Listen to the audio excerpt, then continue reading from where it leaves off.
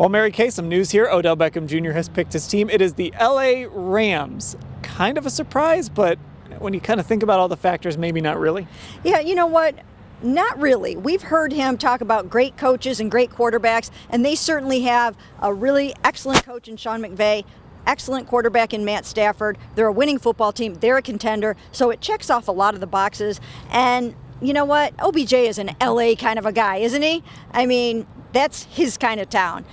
So I think it makes a whole lot of sense. It supposedly came down to the Rams and the Packers, so the Browns would have been spending Christmas Day with him.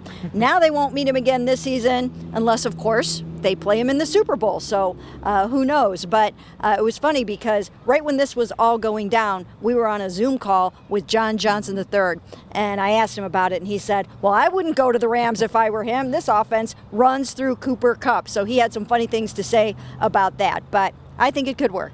Yeah, and the Rams, they just lost to Sean Jackson, so to not have him, Odell gives them a little bit of that downfield threat maybe that the Browns were hoping he would be.